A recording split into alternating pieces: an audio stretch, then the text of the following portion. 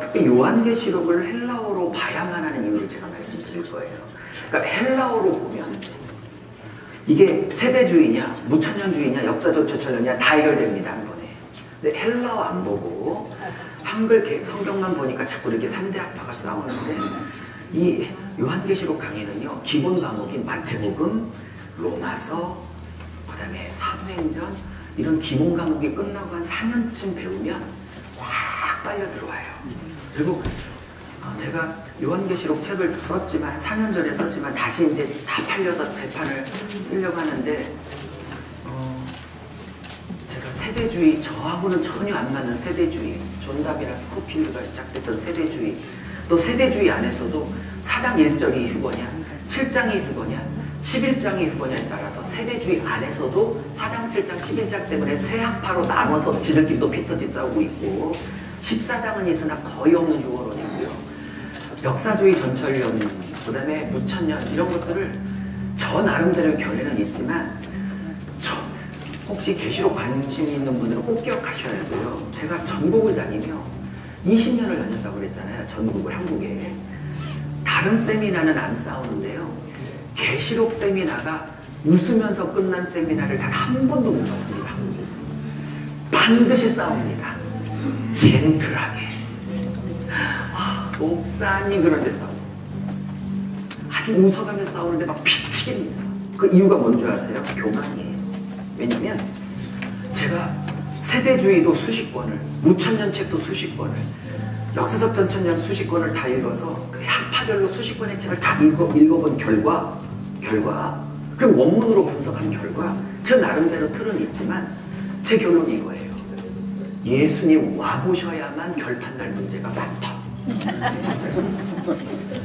그러니 이거는 오죽하면 무천 띠오리, 역사적 전천년 띠오리, 디스펜셔널 띠오리라고 띠오라고 붙인 이유를 모르고 무슨 옥소도스처럼, 교리처럼 답이다, 내 주장이 답이다 그러니까 싸우는 거예요. 제가 보기에 어불성설입니다. 제가 세대주의자보다 더 많이 알고 있고요, 아니지만 역사적 더 많이 알고 있고요, 다 알고 있습니다. 다 분석해 드릴 거예요. 내일 시간이 될는지 안 될지 모르지만 다 가르쳐 드릴 테니까 선택은 it's up to you. 그리고 천년왕국 20장의 천년왕국이 계시록의 키아즘 구조로 보면, 제가 이번은 설명할 기회가 없지만 키아즘 구조로 보면 계시록의 배꼽은 이 천년왕국도 아니고요, 갯돈 때문에 벌어진다고 예상하고 있는 아마겟돈 전쟁도 아니고요. 이제 아신 거군요. 갯돈 전쟁, 16장의 아마겟돈 전쟁, 그것도 아니고요. 666이 베리치빈이 아니냐, 이것도 아니고요. 키아즘 구조에서 말하는 배꼽은 명백합니다. 그리고 역사적 전천년이든 무천년이든 세대주의자이든 정답은 아니니 내가 정답이라는 것만 내려놓으면 얼마든지 배울 게 있습니다. 세대주의 전혀 동의하지 않지만 세대주의 안에서도 꼭 배울 게 있습니다. 재림의 긴박성, 그리고 깨어있으라는 메시지, 그들의 진짜 예수님의 재림을 당장이라도 휴거될 것 같아 오늘을 휴거받기 위해서 오늘을 죄와 싸우고 있는 그들의 긴박한 그들의 영적인 죄와의 싸움은 반드시 배워야 하는 부분이고요. 예수님 오시면 해결될 부분이 많기 때문에 띠오리라고 생각해야지, 내가 the answer라고 생각하면 그때부터 교만이 시작됩니다. 그러니 계시록보다 나중에 배우러 오시고요. 제가 볼 때 계시록 핵심은 19장에 예수님 오실 때 예수님이 내 신부가 맞아, 내 신부가 맞아, 그래야 20장에 이 땅의 지상 청년이든 그게 상징적 청년이든 19장에서 신부로 합격해서 서야 그때도 20장도 보장되는 거지. 오케이? 19장에서 불합격했는데 20장에서 지상 청년이든 상징적 청년이든 무슨 의미가 있냐고요, 불합격했는데. 그러니 계시록은 건강한 신부, 거기에만 초점이 있습니다. 그걸 학문적으로 다 분석해 드릴 테니 정리하시죠. 제가 박사학위는 아직 없지만 학문적으로는 어떤 PhD, 어떤 THD에도 안 뒤질 자신 있어요. 죄송합니다. 이런 말씀 드렸어요. 자, 보십시오. 제가 이걸 지우려다가 안 지우는 걸 보세요. 답은 무조건 2번이에요. 요한복음에 이렇게 말해요. 예수님이 일으키신 기적과 표적을 다 기록하기에는 이 세상의 종이가 다 부족할 정도라고 요한이 마무리합니다. 그렇죠? 근데 그거를 8장 9장에 10개로 몰았어요. 자, 1번 대충 10개 썼다. 2번 그 막 종이가 부족할 정도로 일으킨 기적을 3년 반 쫓아다니는데 8장 9장에 10가지로 모을 때 마태가 고민이 많았을 것이다. 몇 번? 2번. 그리고 그 10가지를 추릴 때 이 한 가지 한 가지에 예수님이 어떤 분인가를 담아내기에 최적의 사건들을 골랐을 것이다. 2번.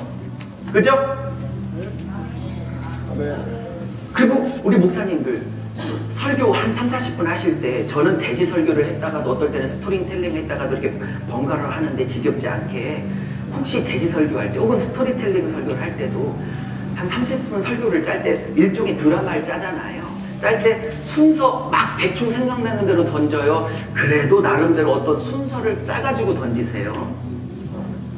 자, 이제 거의 말려 들어오셨어. 이상한 논리에. 여쭤볼게요. 10가지를 짤 때 엄청 고민했겠죠? 이 추릴 때도? 그럼 이 10가지는 그 종이에도 적기에도 부족한 그 많은 3년 반의 기적 중에 10개를 추릴 때는 예수님이 어떤 분이며 예수님이 이 땅에서 무슨 일을 하러 오신 분인지를 제일 잘 나타낼 수 있는 10개를 추렸을 가능성이 많겠죠? 아무 생각 없이 우리는 있지만. 그리고 여쭤볼게요. 이 문백배, 풍대풍, 야열소봉 방언 아니고요. 순서거든요. 네? 이 순서를 짤 때 그냥 되는 대로 짰다. 깊은 고민 가운데 순수에도 의도를 담았다. 2번이겠죠? 그럼 순수의 의도는요? 뭘까요? Next year. 아니 언제? 평생 배워도 못 배워요. 평생 배워도 못 배워. 여기에 목숨 걸면 내가 10,000명 교인이든 10명 교인이든 큰 문제 it doesn't matter. 말씀에 붙잡히면요 10,000명이든 10명이든 it doesn't matter. 그냥 그 말씀이 붙잡으면 it doesn't matter. 아멘. 아무도 안 해. 다시 할래. 말씀에 붙잡히면 10,000명, 10,000명, 10명 it doesn't matter. 그래서 사도 바울이 사도행전 18장에 하나님의 말씀에 붙잡혀 그가 밝히 예수 그리스도가 하나님 나라를 선포하고 말씀에 붙잡히면 돼요. 저도 한국에서 교회 부흥시키려고 두 날개, 닭날개, 오리날개 많이 했습니다. 두 날개, 닭날개 다 꽂아는 게 아니에요. 시스템 반드시 인정. 저는 신학을 왜곡되게 하지 않습니다. 지나친 기복주의도 아니고 지나친 무슨 이원론적 신비주의도 아니고 저는 균형을 잡으려고 무진장에 쓰는 사람이에요. 그리고 두 날개, 오리날개도 다 필요하다고 생각해요. 시스템도. 그러나 그 어떤 시스템이라 할지라도 결국은 교회를 뛰게 하는 건 심장인데 그것은 예배와 말씀이에요. 그 위에다가 좋은 시스템이 붙여진다면 날개를 다는 거겠죠. 근데 이게 안 뛰는데 시스템을 가져요? 어불성설이에요. 라고 이현사 생각합니다. 목회 후배가 선배님들 앞에서 목회는 제가 뭐 놀할 게 아니죠. 선배님들이시니까. 자 그러면 이 문둥병 치유를 제일 먼저 쓸 때는 마태의 신학적 의도가 있고 아니 이런 표현 싫어하고요. 마태 안에 계신 성령의 의도가 있는 거고 오케이? 그 10번째를 9번째를 눈뜨고 말하는 걸 10가지 기적 중에 제일 마지막으로 배치할 때는 마태 안에 있는 성령님의 의도가 있는 거예요. 그러면 이 10가지 기적이 마지막이 눈뜨고 소경치유 그것도 왜 두 눈이냐 2명의 소경이냐 다른 복음서는 1명인데 마태복음은 두 소경이 눈뜨고 9번째 10번째가 두 벙어리가 저기 말을 해. 다른 복음서랑 또 돌려. 그럼 그 이유 이제 알아야죠. 넥스트리요. 그러면 이 10가지 기적에 두 소경 눈 뜨고 입 열리는 걸 제일 마지막에 배치했다는 건 힌트만 드릴게요. 뭐죠? 예수님이 이 많은 기적을 통해서 정말 하고 싶은 건 뭐냐? 우리 뉴욕에 사는 목사님, 장로님, 권사님들 눈 뜨고 하늘에 눈 뜨고 영원한 가치에 눈 뜨고 복음에 눈 뜨고 하늘나라 가치에 눈 뜨고 언제까지 써야 아멘을 하시지? 단어가 다 떨어지고 있는데 하늘나라에 눈 뜨고 영원한 가치에 눈 뜨고 복음에 눈 뜨고 이 땅을 살아내지만 하늘을 보며 하늘을 바라보는 자로 살라고.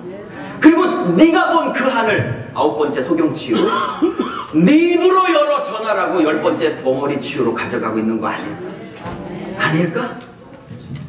그냥 안 짜졌거든요. 하나도.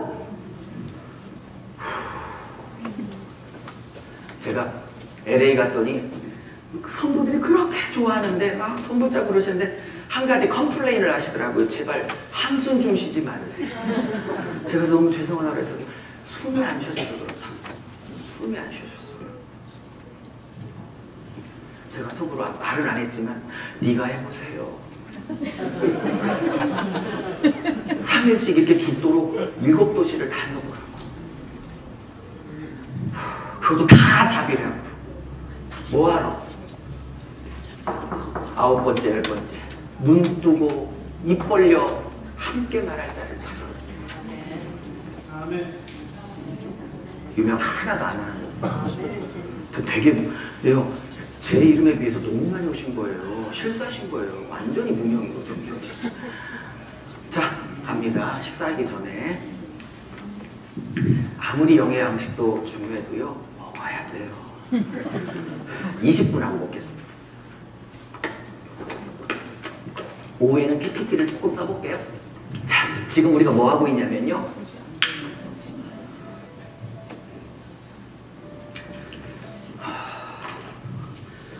이것도 한국계 좋아. 내일 한국어 갖고 계잖아. 성경 보는 눈 세 가지. 학문적으로는 크리티시즘은 뭐 PhD 있으시니까 저보다 더 잘 아시죠? 저거 안 하고 실제적인 얘기를 합니다. 첫 번째 뭐 했어요 지금 우리까지? 전체 숲 보는 거 그죠? 전체 숲을 봐라를 이제까지 강의했어요 그죠? 그리고 이제 그 중에 주제별 지리가 있지만 뭐로 보는 게 제일 좋다?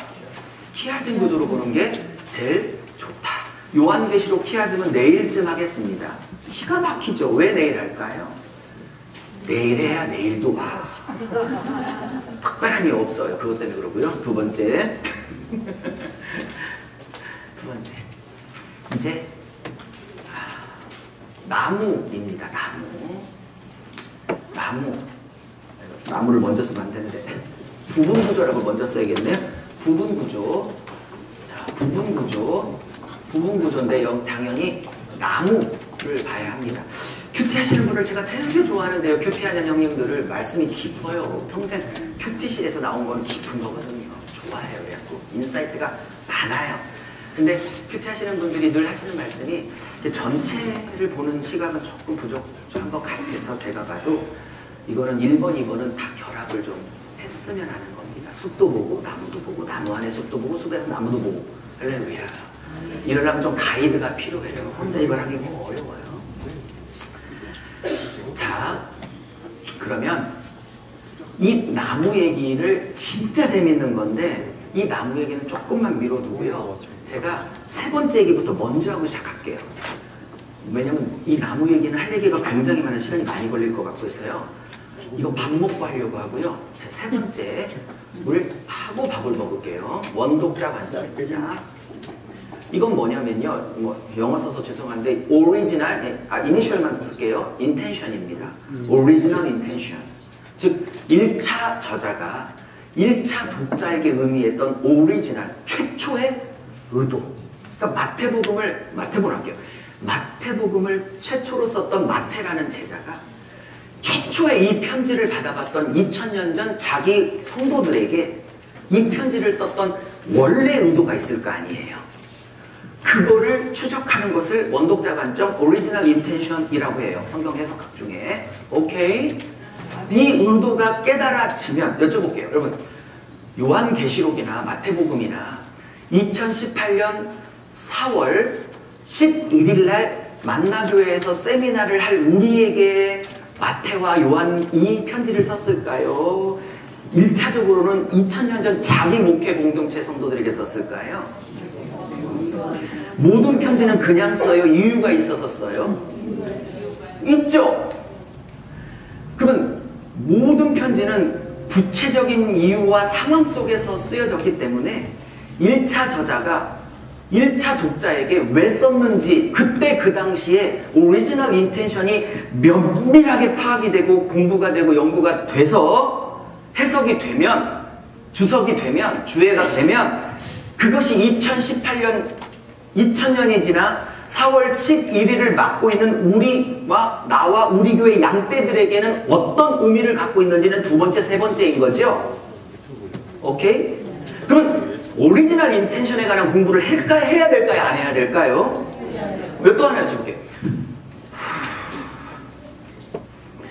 요한계시록에서 사도 요한이 지혜 있는 사람은 그 숫자를 세어봐라. 사람의 이름의 수요 짐승의 이름의 숫자니 666이라고 할 때는 1차 저자인 사도 요한이 2000년 전에 쓸 때 1차적으로 그거를 베리칩이라고 생각하고 썼을까요? 그 당시에 1차 독자와 1차 저자 사이에 알 수 있는 용어로 일단은 먼저 썼을까요?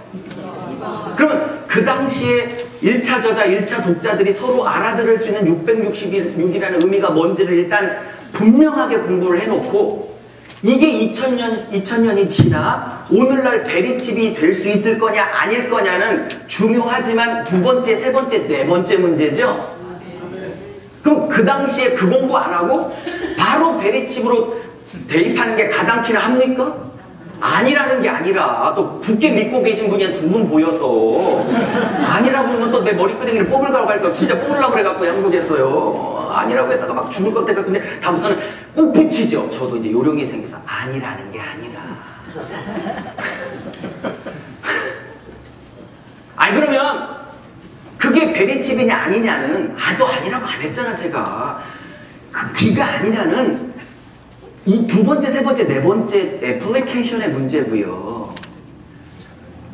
첫 번째 적어도 사도 요한은 베리칩이라고 예언적으로 상정해서 쓴 게 아니고 도미티안 황제가 이 편지를 받아봐도 이 편지를 보면 검열 통과 할 수 있게 그러나 쓴 나와 즉 사도 요한과 이 편지를 받아보고 있는 소아시아 교회 7교회 에서버도 사빌라 그 7교회 성도들에는 서로 알아들을 수 있는 666을 쓴 거라고요. 그죠?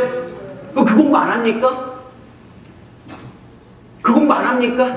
그 공부 안 하니까 어떻게 해요? 일본에 쯔나미 왔어. IT에 지진 났어. 어머 계시록 몇째 대저쯤 살고 있네. 어머 계시록 몇 번째 날짜 나팔 재앙쯤 살고 있네. 이렇게 전 세계에 일어나는 자연 징조와 계시록 장수를 퍼즐식 맞추는 엘레멘터리 인터프리테이션을 하고 있다고요. 초딩생 해석을 계시록을 나중에 배우세요.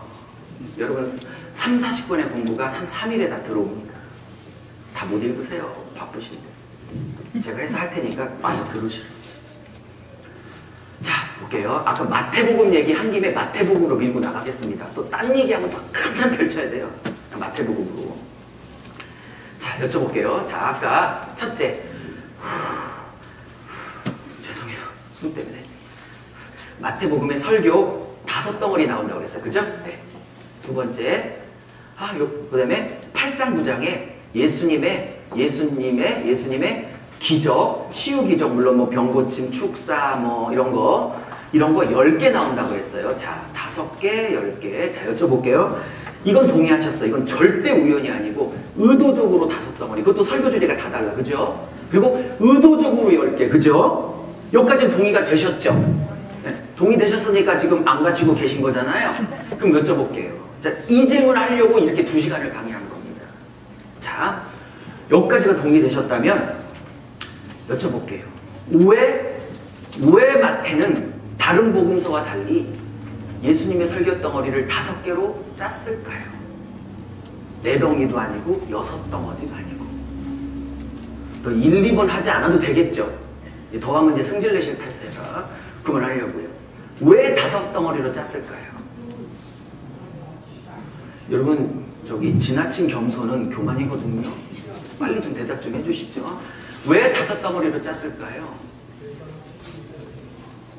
오세오경, 히브리서 거의 99.9% 나오겠으니까 제가 1%만 붙여서 답을 완성해 볼게요. 또 하나, 왜 마태는 기적을 9개도 아니고 11개도 아니고 10개로 맞췄을까요?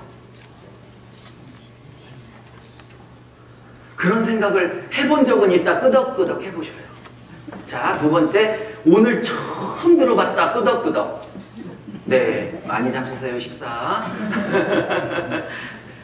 끄덕거리신 분 중에 장로님, 권사님들은 완전히 자유하세요. 몰라도 돼. 그건 당연한 거죠. 그러나 목사님들은 알고 계셨었어야 하는 게 제 마음입니다. 목사님들은 보십시오. 이미 저보다 더 알고 계신 선배님들도 계신 것 같은데 제가 정리만 해볼게요.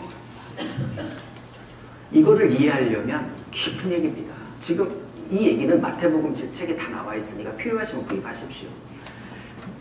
여러분, 이스라엘 사람들이 수백 년간 메시아를 대망하고 있었는데 메시아가 되려면 이스라엘 백성들에게 4대 조건을 충족해야만 메시아지 절대 메시아가 아니에요.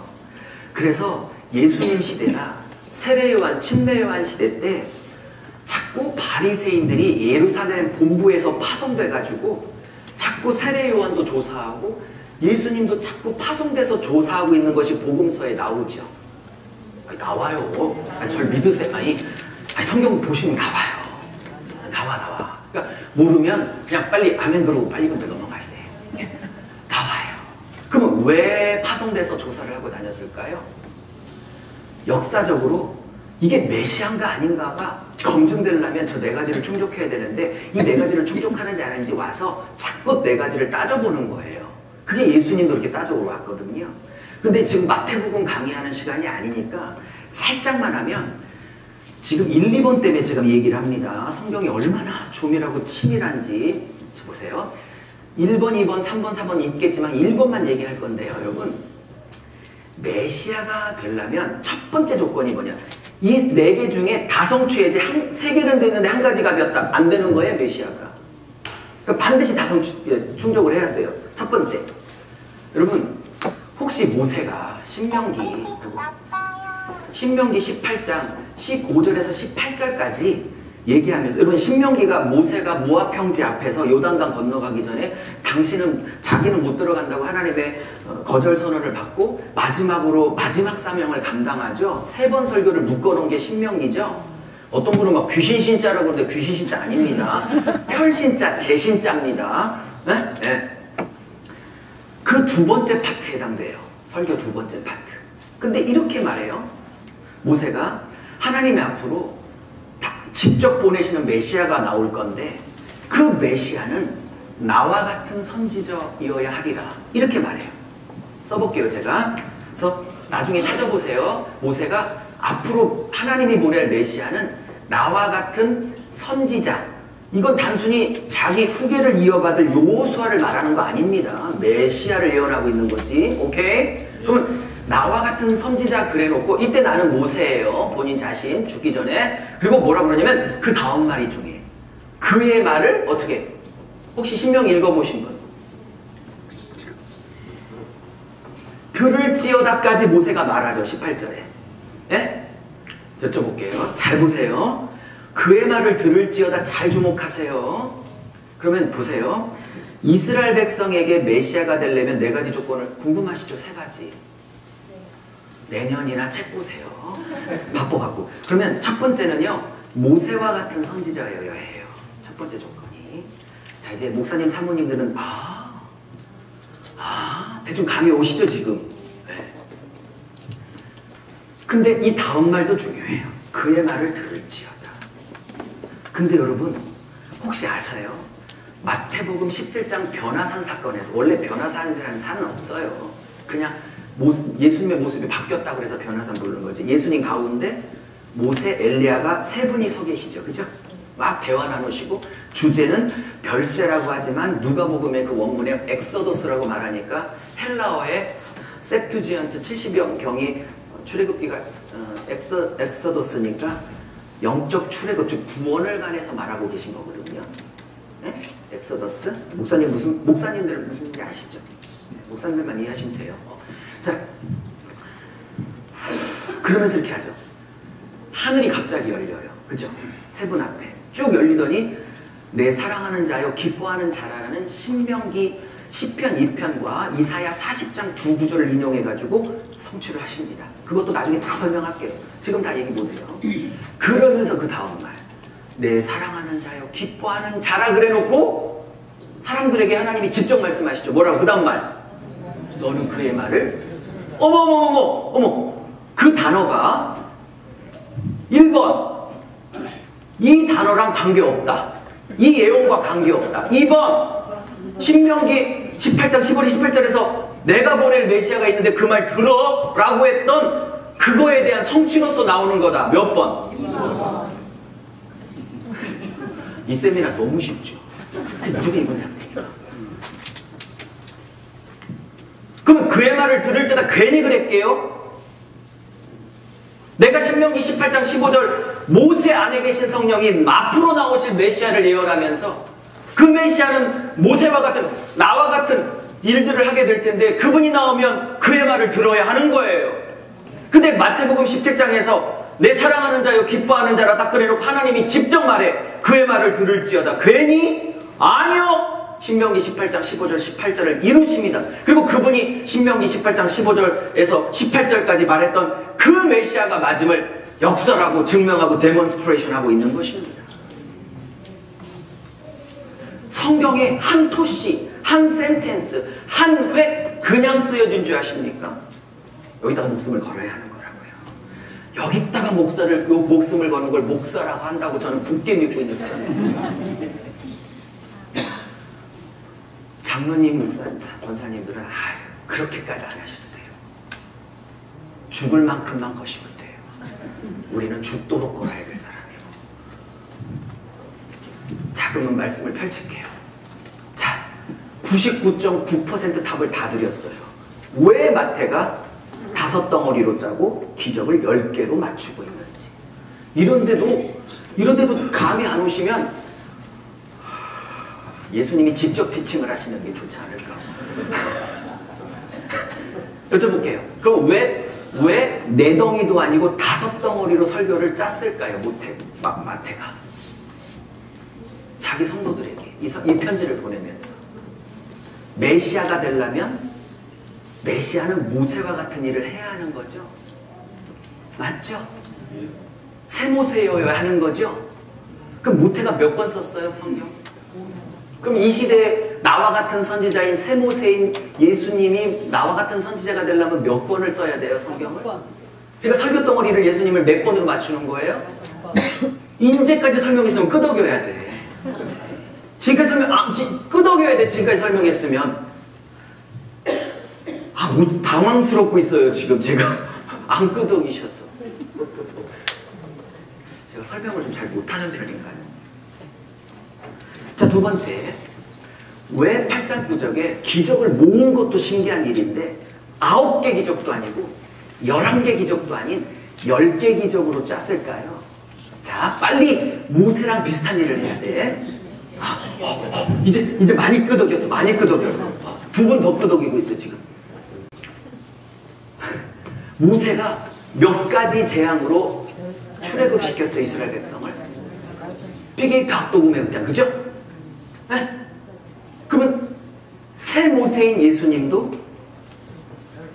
죄와 사망의 권세, 바로의 애굽의 권세로부터 첫 모세가, 옛 모세가 열재앙으로 이스라엘 백성을 구원하고 해방시켰듯 나와 같은 선지자여야 하는 예수인 새 모세는 모세처럼 10가지 기적으로 사망과 죄로부터 하나님의 새 백성, 영적 이스라엘을 이끌어내고 해방시키는 새 이스라엘을 만드는 영적 출애굽을 시키는 모세와 같은 선지자인 거죠?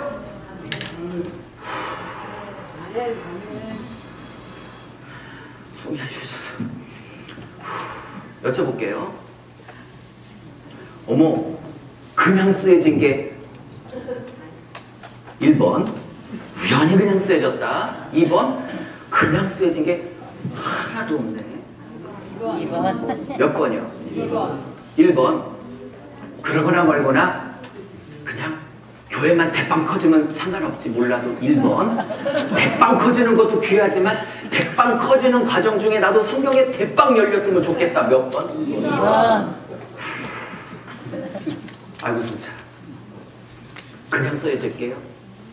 그냥 쓰여졌게요. 그냥 쓰여졌게요. 성경이 미치겠어요. 미치겠다. 죽을 것 같아요. 재밌는 정도가 아니에요. 전율이에요. 전율. 그러니 자비령을 들으면서 그렇게 가슴이 터질 것 같으니까 나누고 있는 거예요. 나눠야 될 수천 가지 얘기 중에 지금 조각만 얘기하고 있는 겁니다. 첫날. 자, 그러면 5분만 더 하고 식사하실게요. 네.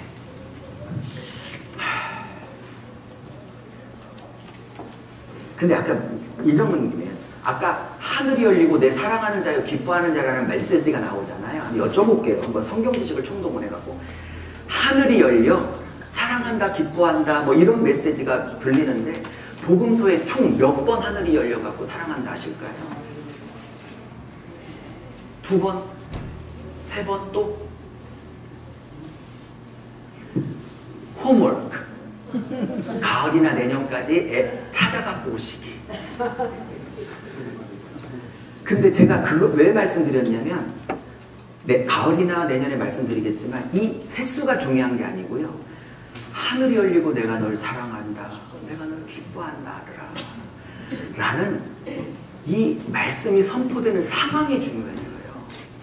언제 그러냐면 예수가 죽어서 남을 살리겠다. 내가 죽어서 이 영혼을 살려 아버지께 드리겠다고 결단하는 것과 관계돼서 하늘이 열려 사랑하고 기뻐한다는 메시지가 선포되는 컨텍스트가 상황이 중요해서 그래요. 네? 진짜 죽으려고 하는 종이 있잖아요. 죽어서 살리는 종에게 하늘문을 열리고요. 죽어서 살리려고 하는 종들에게 사랑한다 기뻐한다 하시는 거예요. 일단 아멘 해보세요. 그러면 가을이나 내년에 와서 본문 안에서 증명을 해드릴게요. 실제 그런지 아닌지. 하나님이 죽어서 살리는 종을 기뻐하고 사랑하는 거지 성도 죽여서 나 살려고 하는 종을 기뻐하는 게 아니에요. 네가 죽어서 성도 살리라고 그랬지 성도 죽여 너 살라고 한 적이 없습니다. 단 한 번도. 어떡하겠어 이게 복음인데. 아무도 아멘을 안 하잖아. 마지막 얘기요. 저는 뭐 교회 성장하기 이렇게 하면 교회가 10배로 뛴다 이런 거 하는 제주도 온산도 없고요. 하고 싶은 마음도 없어요. 그냥 복음이 뭘 요구하는지만 얘기할 거예요.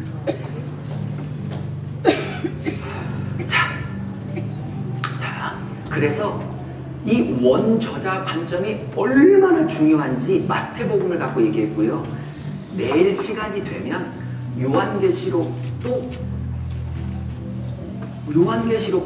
1차 저자인 사도 요한이 1차 독자인 2장 3장에 나오는 에서보드 사빌라 7교회 성도들에게 이 편지를 쓸 때 그 당시에 로마 황제인 도미티안 황제가 어떤 인간이었는지를 면밀하게 공부하는 이 도미티안 황제 시절의 교회 핍박에 관한 문헌을 면밀하게 공부할 필요가 있어요.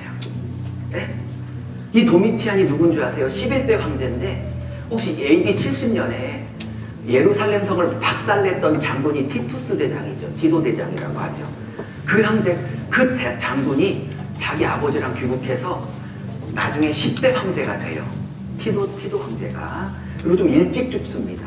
그래서 일찍 죽어서 자기 동생인 도미티안이 11대 황제가 된 거예요. 그래서 도미티안 황제가 AD 81년에 정권을 잡아 96년에 죽어서 정권을 빼앗길 때까지 한 14, 15년을 다스렸는데 그 도미티안 황제가 핍박이 절정일 때 쓰여진 게 90년대 초기가 요한복음이고 도미티안 황제가 죽기 1년 전쯤이라고 학자들이 보는 95년경에 쓰여진 게 요한계시록이기 때문에 이 도미티안 황제는 네로보다 더했어요. 뭐가 더했냐면 기독교회를 향한 핍박이 네로보다 10배는 더했지 덜하지 않았습니다. 그때 쓰여진 게 요한복음이고 요한계시록이기 때문에 그 핍박상황, 특별히 도미티안이 지를 신으로 부추겼는데, 말 나온 김에 할게. 로마 황제들이 총 60명입니다. 60명 중에 자기를 신격화시킬 황제들이 36인가 7명 정도 됩니다.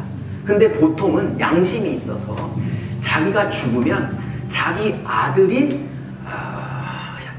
아버지를 황제로, 아니, 신으로 신격시켰어요. 1번 효도 차원이다. 2번 아빠 신임은 지가 신의 아들 되니까 그렇다. 몇 번? 그럼요. 이 싸가지 없는 것들이 2번이죠.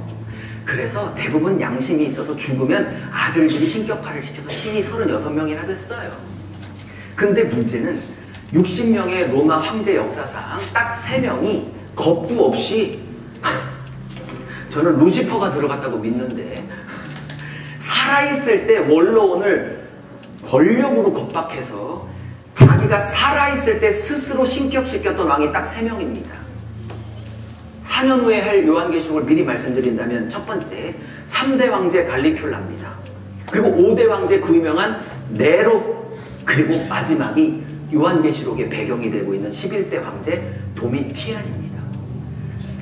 그러니 살아있을 때 자기를 신으로 승격화시켰던 절대 권력자 도미티안이, 모든 사람이 도미티안이 주요 하나님이라고 고백할 때 보고가 올라온 거예요. 어느 한 집단이 사자굴에 던져도 안 하고, 화형감 땔감으로 써도 안 하고, 굶어 죽어도 안 하고, 전 재산을 몰수해도 안 하고, 누구야? 나를 하나님이라고 안 하는 것들 누구야? 보고해봐! 그랬더니 예수쟁인데요. 인구도 안 많대요. 뚜껑이 열린 거예요. 다 죽여. 그때 죽을지라도 예수 붙들고 죽는 자에게 신부의 자리가 확보되리라. 아멘. 라고 쓴 것이 계시록이지, 레리치빈이 아니냐 여기다가 피 터지게 싸우라고 쓴 게 아니라고요.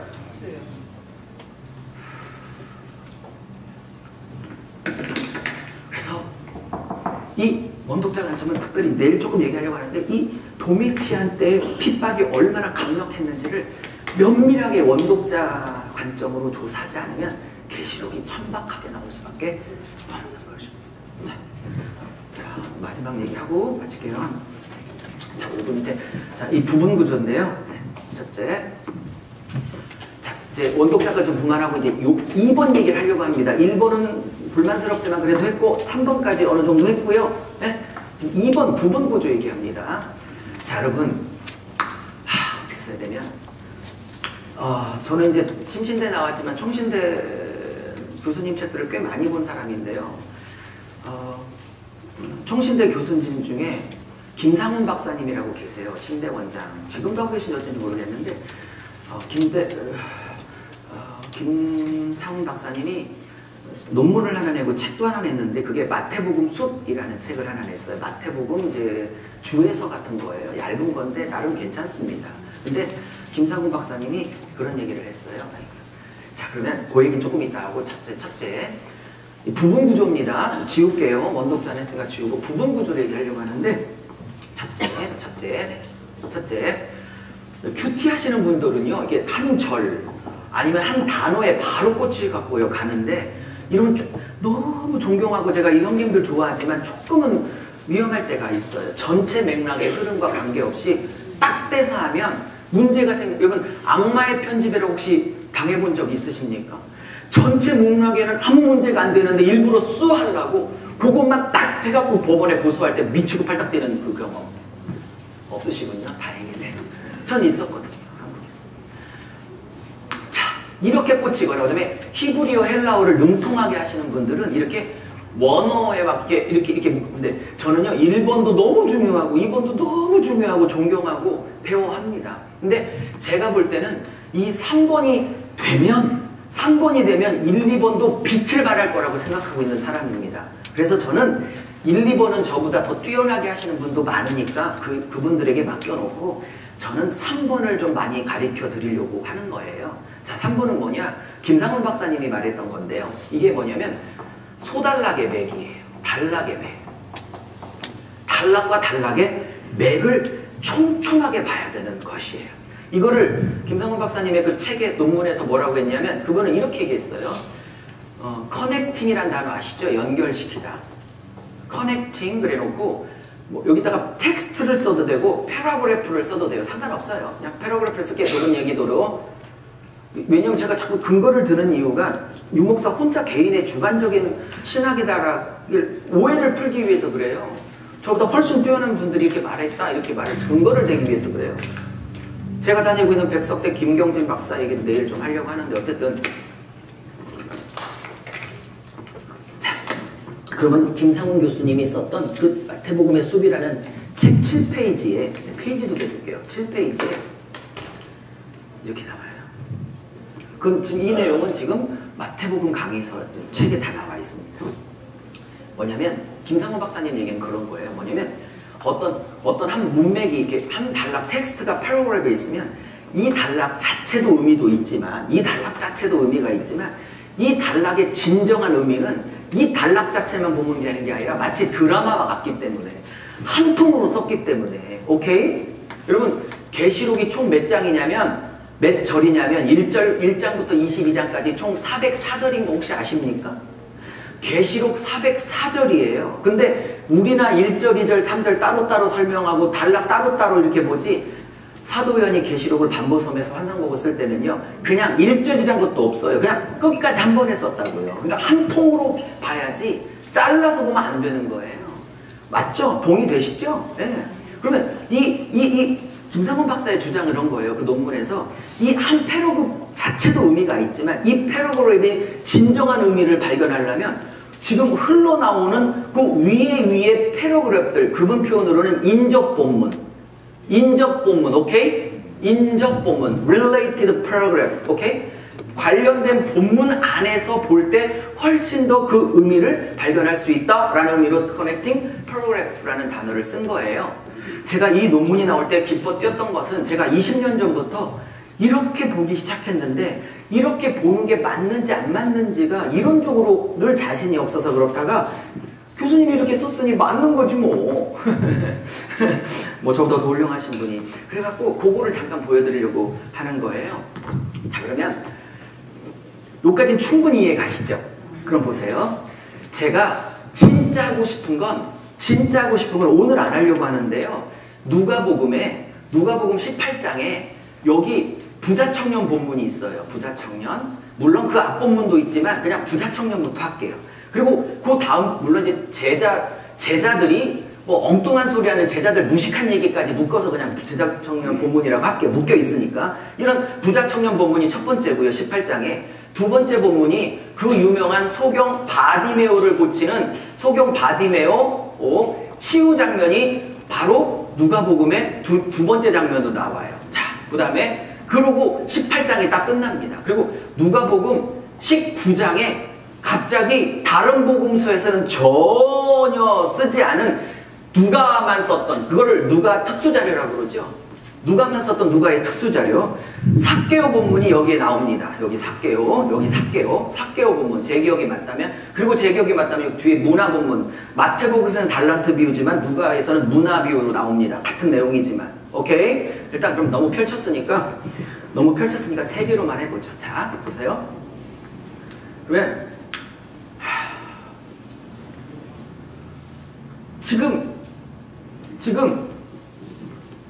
지금 근데 마태복음 19장에 가면 19장에 한번 고민 좀 한번 해갖고 오셔야 내일까지. 그쵸 안 지워지죠? 이거 보드마크가 아닌가 봐요.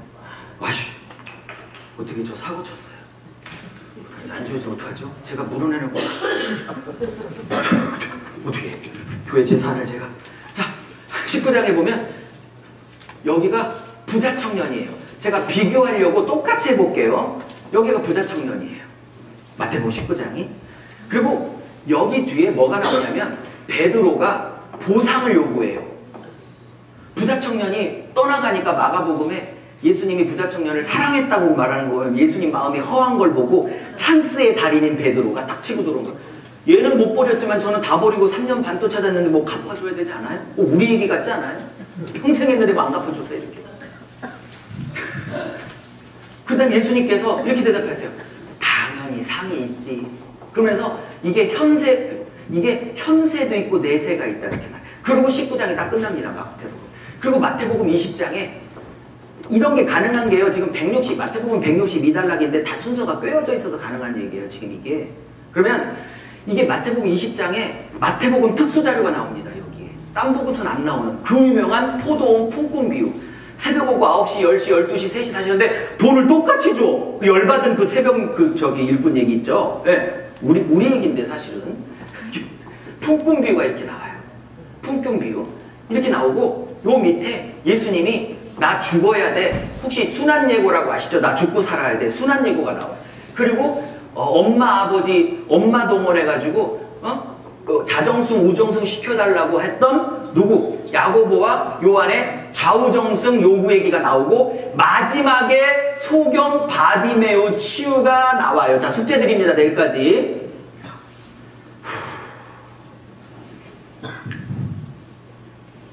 대장금을 쓴 작가도요. 자꾸 대장금 얘기하네. 연령층이 그러셔서. 제가 청년집회면 태양의 후예 얘기해. 송송 커플. 제가 그렇게 좋아했던 송혜교 얘기하지. 우리 집사람하고 저하고 태양의 후예를 그게 뵀는데 우리 집사람은 송중기 보는 재미, 저는 송혜교 보는 재미. 자기도 송중기에 몰입하면서 제가 송혜교 몰입했다고 막 눈을 뽑으려고. 자기는 송중기 몰입하면서. 무슨 일이냐면 여러분 이게 대장금이라면 혹은 태양의 후예라면 이렇게 문맥을 짤 때 절대 그냥 안 짜요. 의도가 있어서 배치하는 거예요. 사건을. 자, 내일 숙제입니다. 오늘 얘기 안 합니다. 똑같이 부자로 시작하는데 누가는 부자 청년 소경치유 사이에 아무것도 없이 바로 붙였어요. 오케이? 그리고 다른 복음서에서 있지도 않은 삭개오를 붙여서 이 세 개를 통해서 하고 싶은 얘기가 있어요. 오케이? 반면 굉장히 깊은 얘기를 하고 있는 거예요. 지금. 반면 마태는 부자 청년 떠나간 사건과 실패 사건과 소경치유 사이를 완전히 떨어뜨려 놓고 누가는 붙인 사건을 오케이? 완전히 떨어뜨려 놓고 한 4-5가지 사건을 더 집어넣고 소경 처리를 나중에 하죠. 자, 숙제 1번. 하다 보니까 저렇게 달라졌다. 1번. 2번. 부자 본문 소경치유 같은 본문이라도 바로 붙인 누가와 그 사이에 4-5가지 본문을 더 껴놓고 떨어뜨려서 결론을 내고 있는 마태와는 똑같은 내용이고 똑같은 얘기를 하고 싶은데 강조점과 내용이 좀은 다를 수 있다. 몇 번? 2번. 그럼요. 이렇게 보는 걸 커넥팅 패러그래프라고 합니다. 마태복음이 162본문이고 제가 설교문가 누가복음 147본문입니다. 이렇게 조밀조밀하게 다 봐야 하는 것입니다. 그 다음에 원문도 있고 한 단어도 있고 하는 것입니다. 도와드리려고 해요. 1년에 한 번씩. 근데 못 봐요. 그렇게 잘.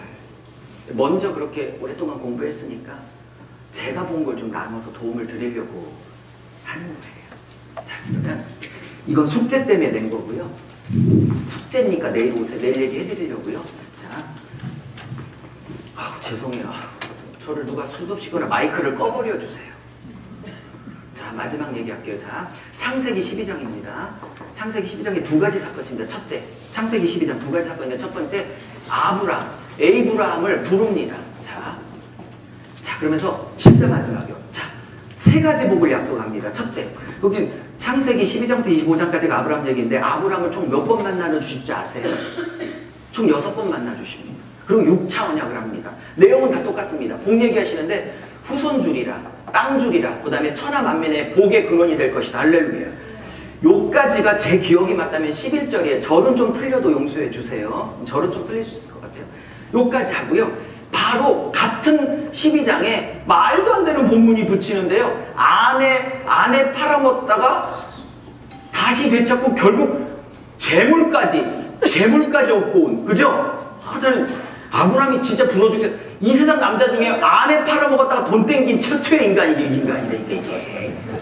자, 보세요. 3분 안에 마칠게요. 제가 1189장 장제목 다 외웠다고 그랬죠. 몇백만 원씩 내고. 근데 모든 강사들이 저한테 그렇게 외우라고 해서 외웠어요. 모를 때. 이렇게 외워요. 12장 아브라함 소명과 실수 사건. 이걸 뭘로 보냐면 실수로 봐요. 저도 외웠어요. 근데 아무리 성경을 봐도 이게 아브라함의 실수 사건이니까 원래 그런 죄송합니다. 원래 그런 분이라는 아브라함의 밑바닥 본색을 드러나는 사건입니까? 실수입니까? 본색입니까? 실수입니까? 본색입니까? 어떤 분은요, 아브라함 예찬론자가 있어가지고요, 아브라함을 제가 이렇게 했더니 막 그 거룩한 아브라함을 어떻게 이렇게 평가절하 하냐. 그래서 제가 20장 얘기했어요. 이게 우리로 따지면 예수 믿은 지 초기라 얼떨결에 살려고 이렇게 실수했다고 치자고요.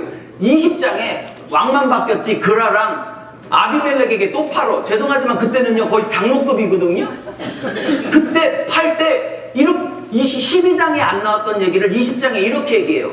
20장에는 앞으로 그런 일이 12장처럼 또 있으면 우리 살아야 되니까 네가 여동생이라고 하고 내가 오라버니라고 해서 너로 인하여 내가 생명을 얻겠다라고 둘이 이렇게 이 세상에 제일 착한 여자는요 살아요. 또 그러제 그런 얘기까지 나오고 파는 게 20장이에요. 자, 여쭤볼게요. 신앙 초기라 얼떨결에한 실수입니까? 20장이나 12장에 보면 그런 인간일 수가, 이런 밑바닥인 인간을 하나님이 불렀다는 그 얘기를 하고 싶은 두 번째 겁니까? 자, 마무리할게요. 모세오경은 모세가 썼고 이 독자는 출애굽을 한 1세대나 아니면 광야에서 태어나 모압 평지에서 요단강을 들어가기 직전에 있는 2세대입니다. 뭐 상관없습니다. 1세대든 2세대든. 여쭤볼게요. 400년 전에 자기 민족을 시작해준 조상, 앤세스터라는 아브라함의 생애를 바이오그래피로 그리고 있습니다. 어떤 미친놈이, 죄송해요. 자기 시조의 바이오그래피를 그리는데 있던 치부를 드러내는 사건이 있다 할지라도 안 써야 될 판에, 오케이? 그 사건을 의도적으로 써. 1. 실수다. 의도적으로 써서 할 얘기가 있다. 당연하죠. 그러면 이 12장의 첫 번째 단락인 복을 3대 약속을 받는 것과 아내를 팔아먹은 장면을 모세 안에 계신 성령이 지금 2번 얘기하는 거 2번 단락의 맥을 어떻게 봐야 되는지, 오케이? 붙인 이유는 뭘까요? 이제 대답하세요. 식사하시게. 우리는 그래요. 창세기 22장에 이삭을 드렸던 그 아브라함만을 생각해서 이때도 아브라함이 22장의 신앙의 머추리티인 줄 알아요. 아니라니까. 그건 22장 얘기고요. 지금은 그의 인간성은요 22장 생각하지 마시고요. 지금 그는 이런 사람이에요. 오케이? 근데 이 두 단락을 치부를 가려야 할 판에 그것도 부족. 치부를 드러내. 그러면 모세 안에 계신 성령의 의도가 뭐야? 이제 정리하고 마칠게요. 이런 얘기예요. 야, 아브라함이 이 3대 약속을 받을 자격과 조건과 그릇이 있다고 생각하냐? 묻는 거예요. 11절 같으면 남다르니까 부르셨겠죠. 그 정도 되니까 3대 약속을 주셨겠죠. 이러는 독자들에게 웃기고 있네. 아니, 성령이 하셨다면. 그래서 12절부터 저거 봐. 12절부터 20절까지 봐. 지 살겠다고 아내 팔아먹은 인간인 거 봐. 그걸 붙여가지고 뭘 얘기하는 거예요? 아멘하면 끝낼 거예요. 이렇게 자격 없고 이렇게 바닥이고 아멘 좀 해봐요. 이렇게 한심하고 이렇게 조상이 될 수 없는 인간을 이런 복을 준 건 나의 은혜였고 이런 밑바닥을 내가 이런 복의 자리를 받을 그럴 때가 될 때까지 만들고 빚고 만들고 빚고 양육하고 세우고 할 것이다. 마지막 얘기. 그러니 너희들도 소망이 있다는 거야. 아브라함이 대단해서 부른 게 아니고 저렇게 밑바닥 인간을 불러서 그런 아름다운 자리에, 창세기 22장 그런 자리에 세운 나라면 오늘 이 세미나 참석한 나의 종들도 다시 용기를 내고 다시 희망을 갖고